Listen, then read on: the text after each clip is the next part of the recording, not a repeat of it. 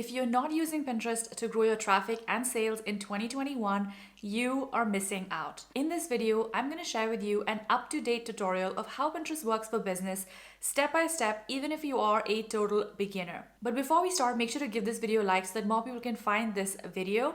And with that, let's dive in. So Pinterest is a social media and mobile app designed to enable saving and discovery of information on the World Wide Web. Now, the focus here is on saving and discovery of information. This means that Pinterest is not just about, connecting to people or connecting to your friends. It is about actually finding the information that you're looking for, as well as discovering it and saving it so that you can share it with other people. In this context, you can kind of get the idea that Pinterest is not just a regular social media platform, which is all about connecting with people. It is actually about bookmarking things that you love, and it's actually about discovering things, products, and information on the internet.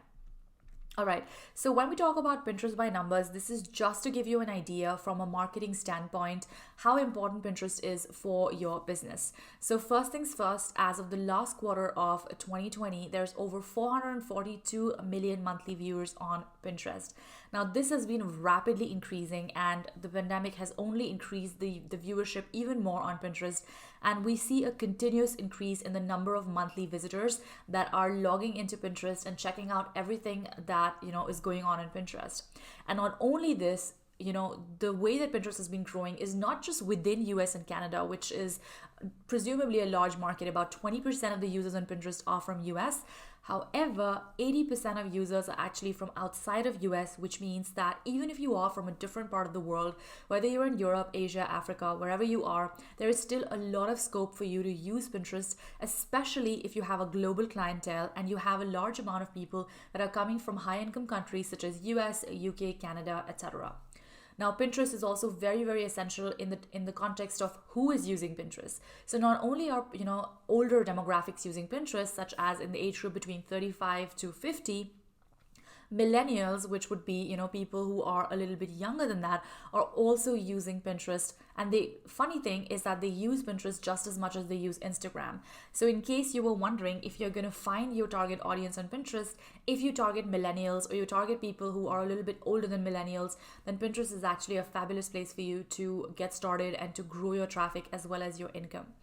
Not only this, half of Pinterest users make $50,000 or more every single year, which tells you that they have the amount that you need to actually be able to buy products and services. So these are not just students, who are not able to afford anything, but actually Pinterest has people who have a high disposable income or at least a high household income so that they can actually buy products that are showcased on Pinterest and afford to spend more money than, let's say, an average college student could.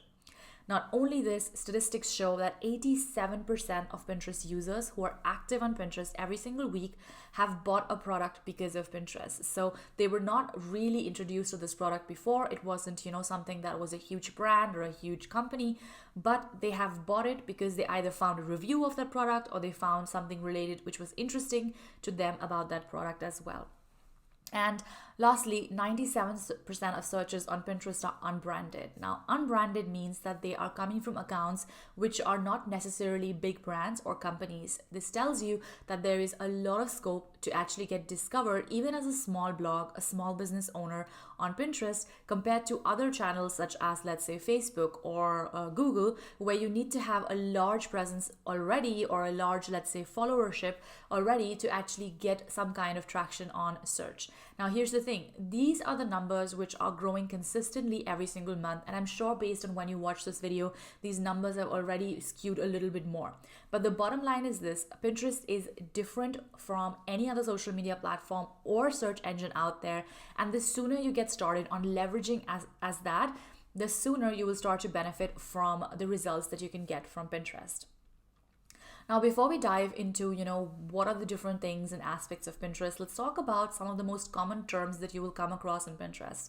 So first things first, what is a pin? Now, a pin is simply an image, like you can see on the right hand side, that is posted to any account. So it could be your account, it could be anyone else's account. Now, pin can also be used as a verb. When you say that I spend my time pinning, that actually means, that you were actually sitting on Pinterest and creating pins or saving pins. And that would then be used as a verb. However, the main context of this word is that it is any image, irrespective of whether it is a graphic or it is something with text or it is a product image. Any kind of image that is uploaded to an account on Pinterest constitutes a pin. Next, a pinner is simply a Pinterest user. So if you are using Pinterest, that makes you a pinner. If anyone else is using Pinterest, that also makes them a pinner, right?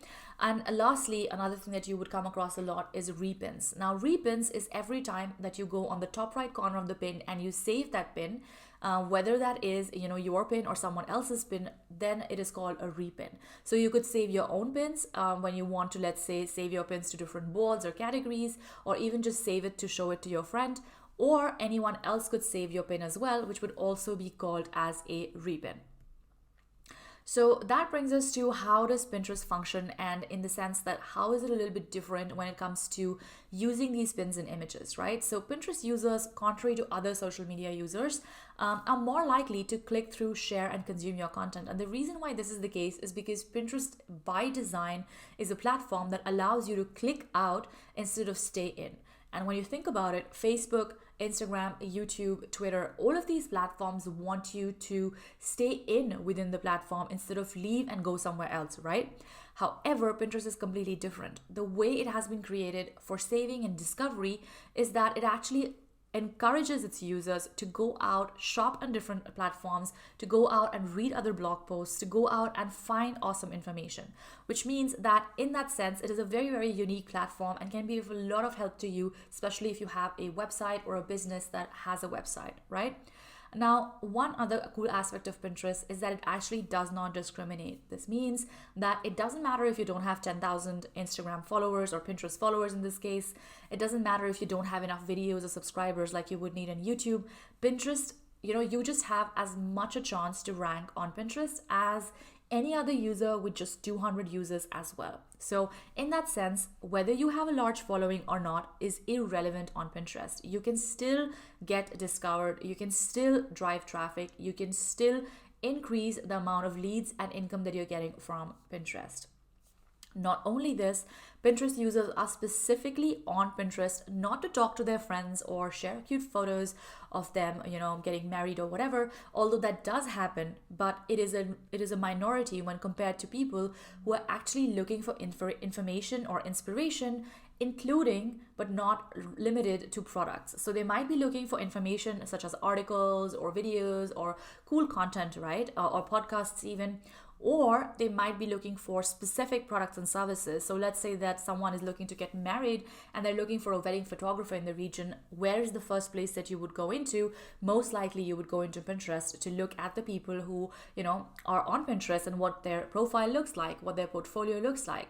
So in that sense, Pinterest is different from any other social media platform where the primary aim of a Pinterest user is not social connection or networking, but is actually looking for information and discovering cool things.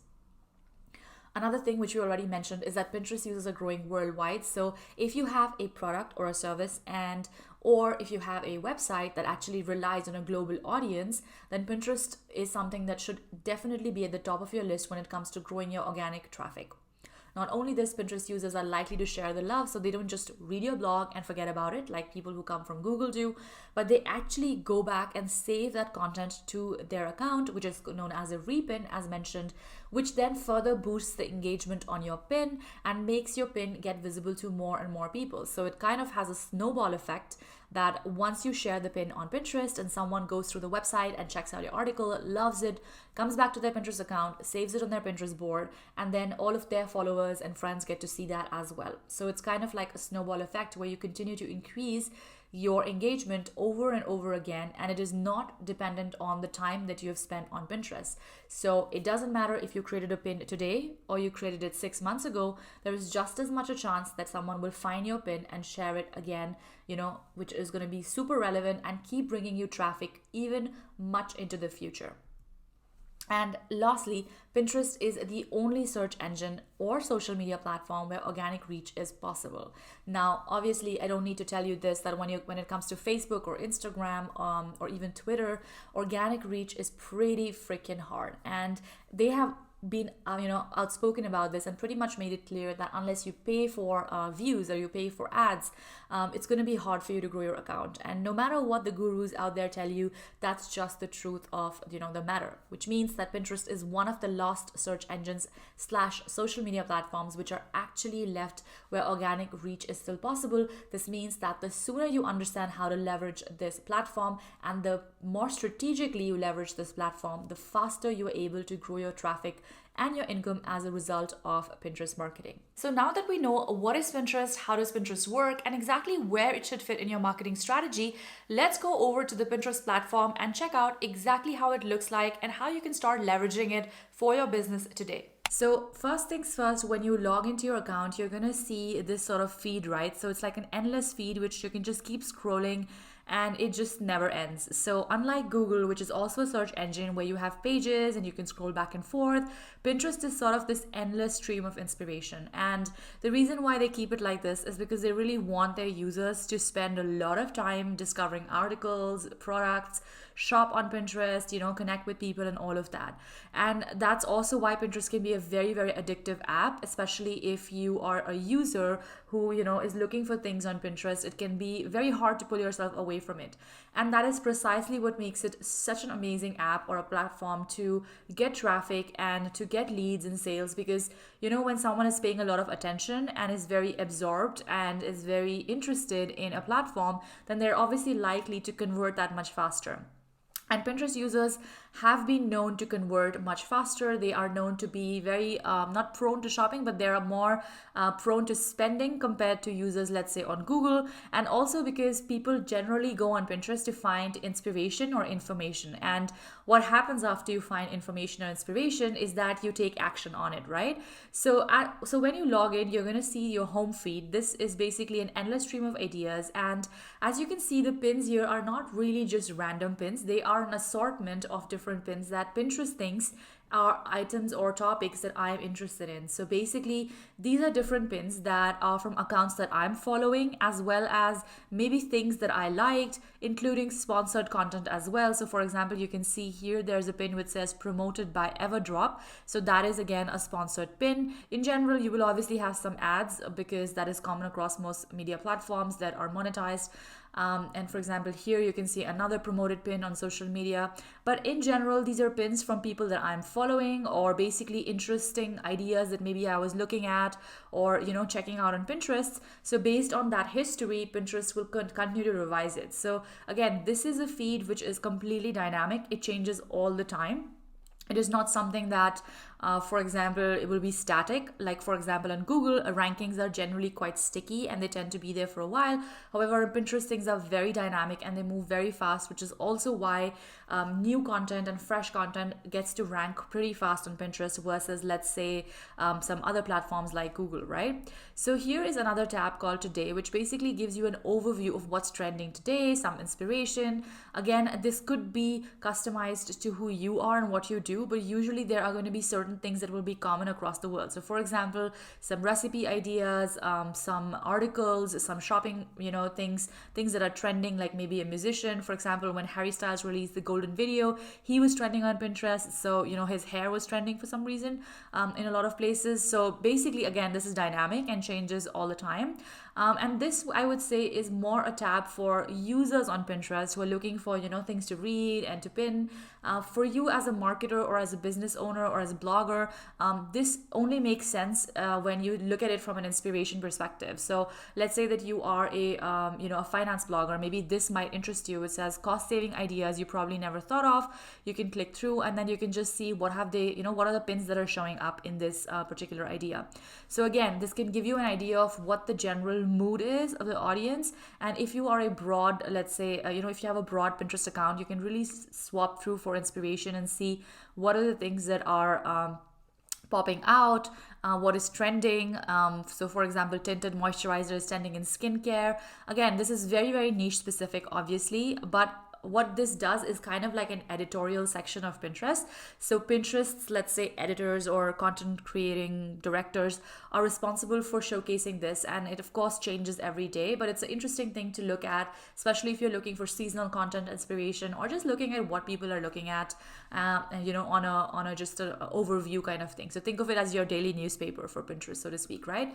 Then you can go into your following tab, which is all the people you do follow, and let's see all of the content that they have created.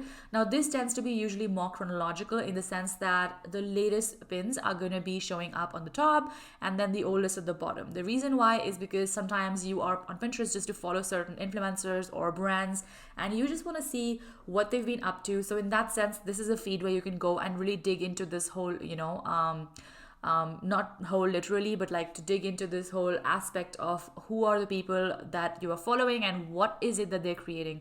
Again, an excellent way to keep an eye on your top competitors, because you can also see what are the products that they're sharing, how are they listing them, how are they taking photographs for them, right?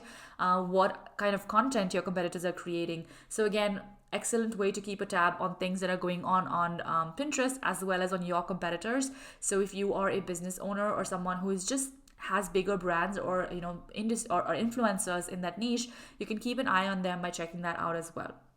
All right, so this is your home feed scenario. Let's go back and check into your profile. So for example, you can see there are different ways to navigate on the top here, and there's also here your account where you can just click on this image here and it will take you to your profile. So here's me on my profile, and Pinterest has now changed, so it experiments a lot with the layout, and depending on when you're seeing this video, there might be things that have been newly added. Sometimes features get tested for a long time before they appear in everyone's app. Sometimes they're very country specific or region specific, and sometimes they just come and go as they wish. So story pins, for example, have disappeared and appeared in my account many times, and it's the same experience with a lot of other creators. So I don't take that too seriously, because I know that at the end of the day, it is a social media platform as well, and they're always finding the best ways to create the best experience, which means that there are going to be changes every now and then.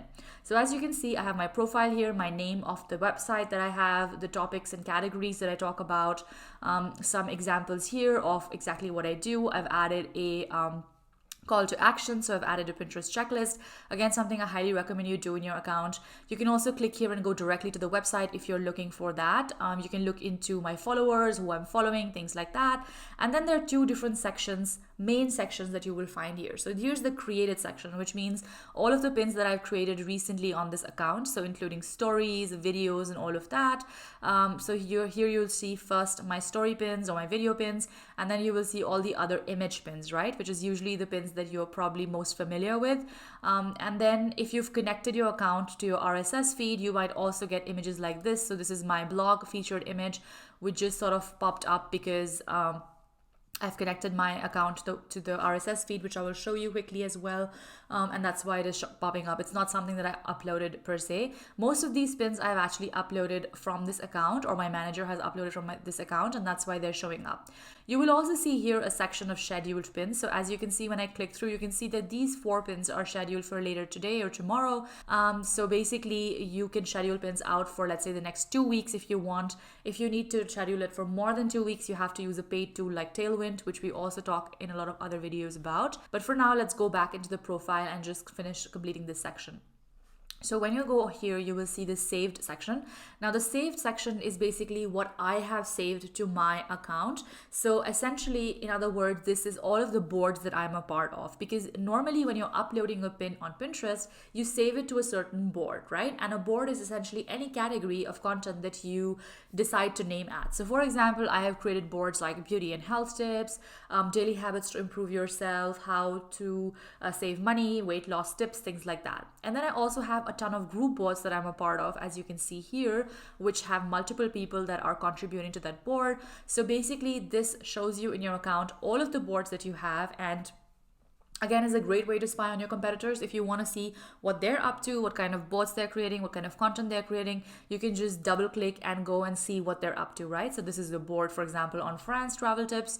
It's a personal board, it's not a group board, but this can be one of the ways that you actually look at other influencers and brands on Pinterest to see what they're doing.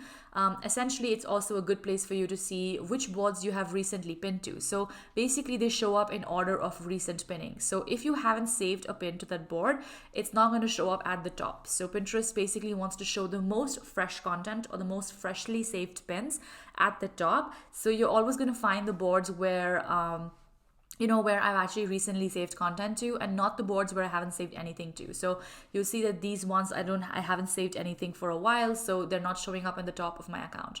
Another thing here is that you can also see, if you want to check all of the pins of a particular account or your account, you can click through and check all the pins that have ever been historically posted. Again, depending on how long you've been on Pinterest, this could run into hundreds of thousands of pins. For me, I think it's almost 200,000 pins, because I've had this account for a while now and I've posted obviously a lot. I've even posted content from other people's, profiles and things like that. So of course, you are going to see that as well. So this is the overview for your profile and, let's say, the home feed that you have, right? So these are the things that you will see here.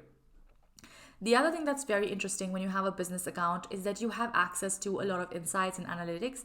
And as you can see, you have a business hub here. So you have some shortcuts, like if you want to create a pin, you can just kickstart and create a pin. If you want to set up billing, let's say you want to run ads on Pinterest in the future, then you can set up billing as well. You can see an overview of some of the recent pins that I've created, what they're, what their numbers and impressions look like, some of the top pins that I've created, what their impressions look like. I can see if I have any ads running, what are the ads, how are the ads performing, and then there's a section for resources that is of course dynamically changing as well. I generally don't read this or use this a lot because I'm generally reading directly on the Pinterest blog or on the engineering blog about what's up, but of course you do have access to those insights as well. On the create section is of course the content creation tools that you have. So you have create a pin. As you can see, here is where you just upload a pin, you add your title, you add your description, you can add your destination link, and then you can publish either at immediately in a certain board, or you can publish at a later date as well. Very quickly, just to show you how this works, let's say that we add one pin, a quick pin that can be added. It's not going to be something super specific, but let's say that you want to add this pin, which is a video pin, and then you can just say 8 self-care habits to follow.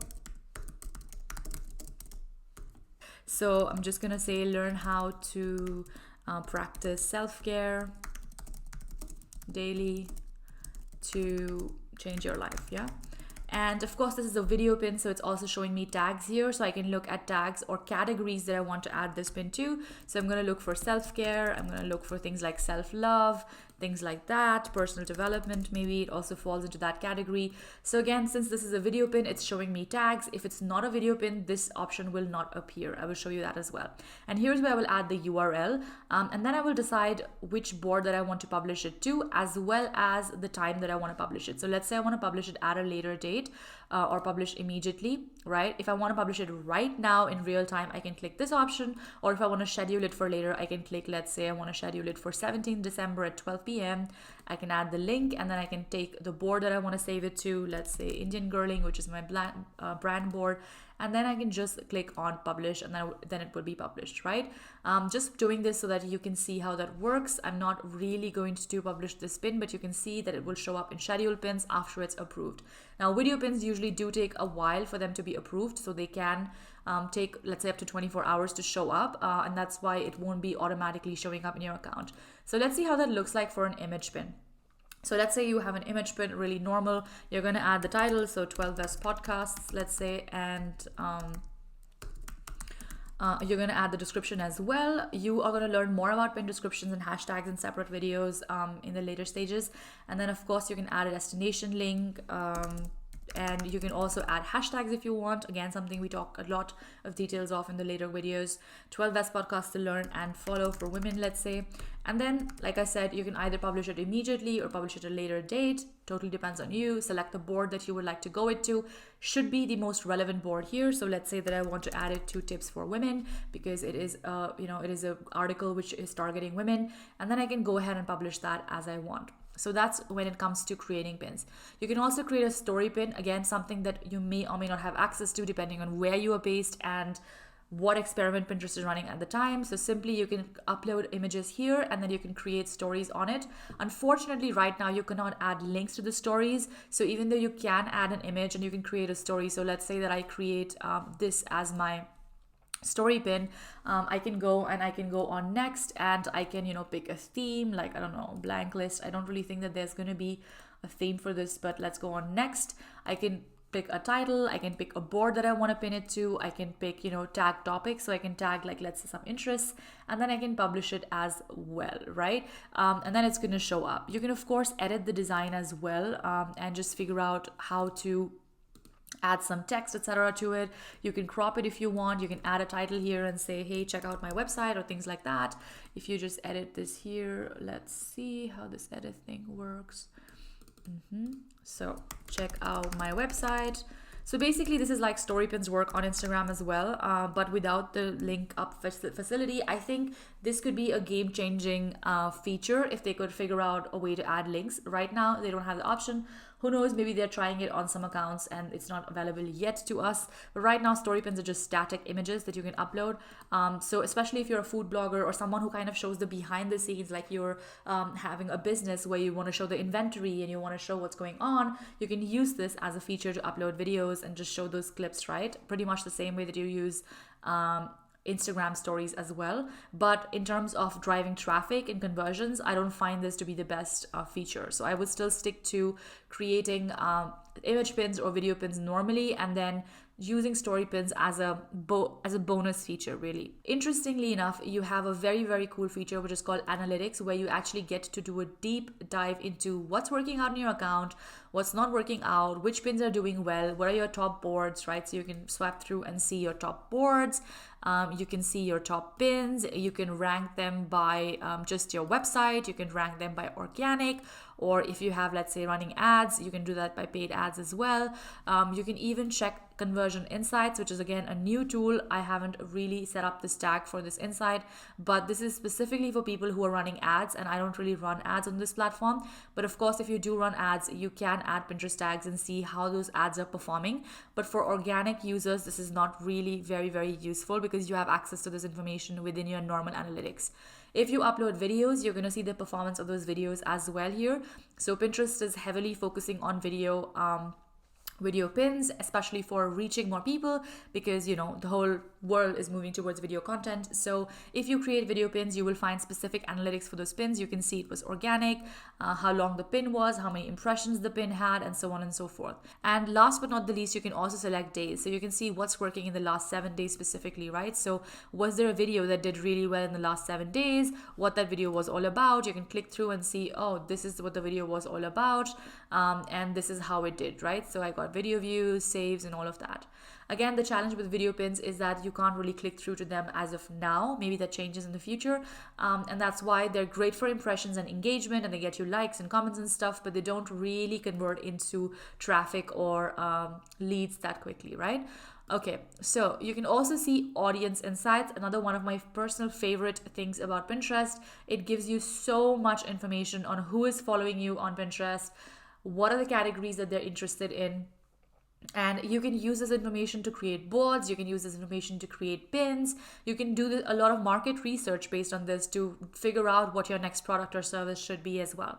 You can also select it to be your engaged audience. So people who are clicking through and interacting with your pins, you can see what is it that's really striking gold with them, right? So they're interested in finance and quotes, etc.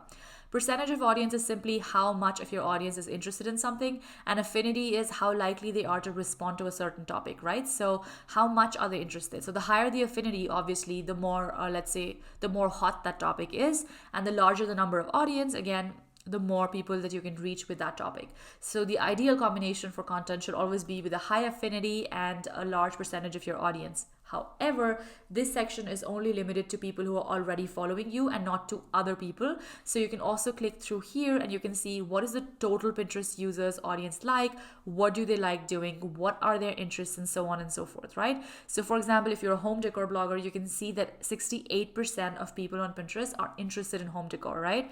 Big surprise. Nobody's really surprised in that. And then you can see what are the specific subcategories of that interest. Again, something very, very interesting when you're doing market research. Let's say you are thinking of what should I offer from my web store. You can see kitchen cabinets are interested in 3% of the people, flooring, all different things. So again, a great place for you to get inspiration, create content, figure out what are people interested in, what is trending. So of course, this is data that Pinterest gives you completely for free with a business account, and you cannot find this anywhere else on any other platform the way that you can on Pinterest, which makes it absolutely a stellar platform to leverage for marketing and for business.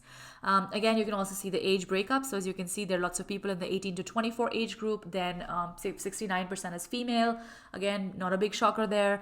You can see the top metros that people are located in. So of course, Pinterest is quite US and Canada heavy. So you will see a lot of people that are from North America, but that's actually not the only people that are there. There are people from all over the world that are on Pinterest, and it's growing by the minute, right? And as you can see, about 25% are male, which is pretty good as well for if you have, a business or a blog that targets a male audience as well. And then some people haven't specified their genders, which is fine. They could be either in your focus category or not. You can check the devices as well. So again, very, very helpful feature to see how things are going on, what you can do. You can also see where you rank versus the total Pinterest audience. So like, for example, how is my audience doing in comparison to other people's audiences? So how much more interested my audience is in financial planning and things like that versus the total Pinterest audience. Again, excellent tool if you are a business owner doing any kind of trying to make money on this platform or through this platform by leveraging it. Excellent information and insights for you to look into in your particular niche or category, right? All right, and then you have conversion insights, again tagged to your ads and to checkouts and things like that. Specifically, you can check video insights. So we already, I think, saw that and spoke about that. And then you can click through on trends and see what are the trends that are going on. Right now, these trends are only limited to US, UK, and Canada. We are hoping that this will change and they will have more countries available in the future. But of course, Pinterest is rolling it out step by step depending on the affinity of the country to use that. So I expect this to get larger and we will have more regional insights for Brazil, India, all the bigger markets that Pinterest is targeting. However, right now it's only limited pretty much to US, UK, and Canada. But if you do have an audience in one of these countries or plan to sell to one of these countries, or better yet, if you're based in one of these countries, you have access to so many different things that you can see on this tool. So you can see all the trends. You can see the week's top trends. So you can see what is trending. Small Business Saturday was trending. And then you can see trending ideas, everything in different categories that are interested. You can also type in and see something that you're interested in. So let's say you want to see what are people searching for in terms of gardening, then you can click through and then you can see the results for that and then really see how that's working out. You can even compare those terms and see which term is getting more traffic. So as you can see, gardening ideas have more traction than just gardening, growing vegetables. You can keep adding these different things. Very cool. If you're a data-driven person, you're going to love this tool, as I do as well. I'm not a data nerd, but I really love analyzing data and understanding what it's telling me because I really believe in working smart and not in working hard. So if you can use this data to leverage what type of content you should be creating and where your customers are and what they're interested in, then you already hit the jackpot, right? So lastly, we have also ads. We're going to cover all of this in the ads masterclass. So I'm not going to waste your time doing this right now. And then you can, of course, click through to your account and just get in and check all of your settings. So you can also, for example, claim your websites. You can update things here. You can claim your website if you have one. If you don't have one, that's also fine. You can also claim your Instagram account, your Etsy, your YouTube, your Shopify, all of these things. You can bulk create pins if you are someone who has, let's say, if you're an e-commerce owner and you have thousands of pins, then you can create a CSV file and you can do that as well. They have some information for that. You can fix your notification settings, how often you want to be notified, privacy and data, security, and connected apps. So anything else that you have connected to this particular profile. So that brings us to the end of this tutorial video. If you want to learn more about how to use Pinterest to grow your traffic and sales organically, you should check out my free Pinterest masterclass, which is linked in the description box below. Make sure to give this video a like and subscribe to the channel if you're new here. As always, thank you for watching and I'll see you in the next one.